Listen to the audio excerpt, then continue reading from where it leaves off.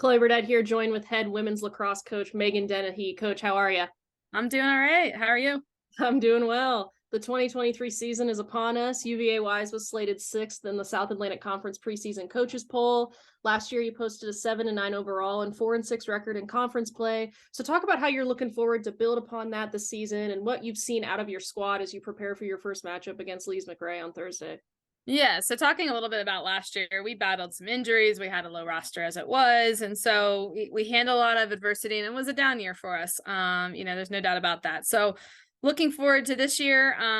We're healthy. We have more numbers, and the girls are really getting after it this spring, and so we're really excited to kind of get on the field and show people what we've got. As far as the ranking, I'm fine with it. I think that if anything, it's something that we can achieve and beat it. And that's always nice and helpful to do.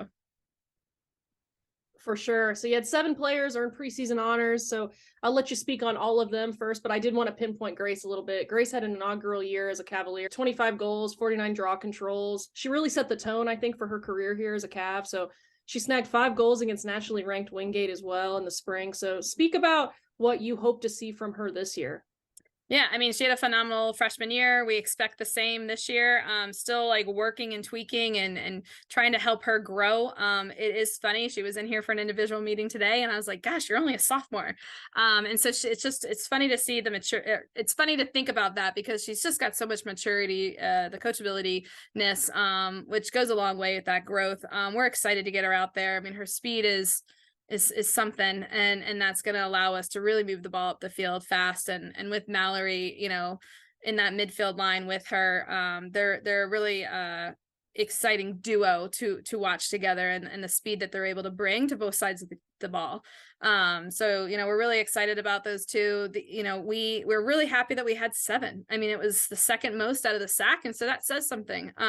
We're bringing back that. So as much as last year was maybe a low year for us and maybe a young year for us, that means we're returning some of that talent, and we're excited to see where we are with all of them. Yeah, talk about Katie Allen, Abby Stofflin a little bit. They had solid seasons in 2022. Absolutely, and we expect the same out of them. They've both taken, I think, a stronger leadership role. We're really working on their voices and to go out there and kind of command the offense and push and look to see what they can get after themselves, their teammates. But they're definitely going to be playmakers for us this year. So on the defense, talk about Paige Volpone a little bit. Sharon's second team honors, 19 cost turnovers. Just add along with her, and then also Darrington. She's coming back for a 5th year, so talk about how that is important to you guys as well as a team. Yeah, and both of them are captains for us, and what they do on and off the field is truly important to our team. They're the leaders down there on the defensive end, for sure. They've got strong voices. Their commitment to the game is seen every day in their work ethic. Paige is coming back after being injured in the fall, and is maybe a little too hard on herself right now. But I think once she gets kind of back out there, things are going to fall into place for her. She'll become a little bit more comfortable, and she'll be right where she was. So I'm excited to see what the two of them do. We have a lot of freshmen on the field this year, and so that'll be nice. It'll be nice for them to be able to get out there and gain that experience and play with those upperclassmen. And so I can't say it enough. We're just excited to get going. So you guys have a few non-conference opponents here starting off before you get into conference play. You've got Belmont, Abbey, Lee, Montevideo, after Lees McRae. So kind of talk about these opponents, how they get you in a good position to start conference play against LMU in March. I think that playing strong competition in the beginning days is important. We need to be pushed, and we've got some good non-conference games to do just that. It'll allow us to see where we are, what things we need to work on, what things we're doing well, and give us time to tweak that before we get into conference play. So we're definitely excited with our schedule. We think it's a good schedule, to well balanced. I think we should see success. Hopefully we're undefeated going into conference play.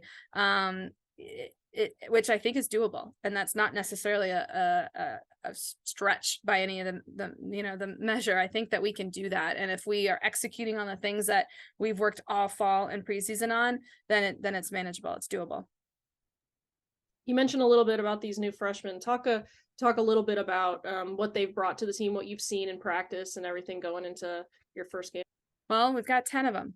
And so when you have a roster of 24, they're almost half the team. And so they brought a fun atmosphere to practice. They work hard. They have good work ethics. So they're challenging our upperclassmen as well as getting after one another. They're really, really close with one another. They're a good bunch, fun bunch.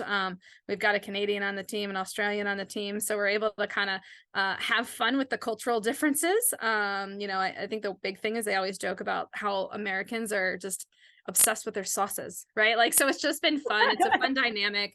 If we can balance the competition and the competitiveness with having some fun and celebrating the love that we have for this game, then it's going to make everything that much more enjoyable.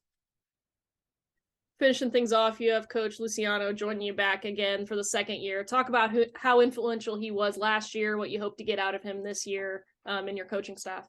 Oh yeah. I mean, he's been a tremendous assistant coach for us. His work ethic is undeniable. He's constantly evaluating the game and learning from, watching stuff online and that professional development side of things. He loves film. I don't think I've had an assistant that is that dedicated to film, and it's very important. Breaking down scouts and doing different clips for the team after practices so that they can see that growth. Those things are going to pay off. Might take time, and he was doing that all last fall, but I think that we're starting to see that pay off, and we're excited to I think it'll be helpful to see that hard work that he's putting in is actually being seen. Awesome. Thanks so much, Meg, for talking with me today. The Cavs season starts on Thursday, February 9th at Lees McRae, slated for 4 p.m. Check out all in-game action at lmcbobcats.com or on our hub for all UVA-wise athletics, uvawisecavs.com. Thanks so much, Coach. All right. Thanks.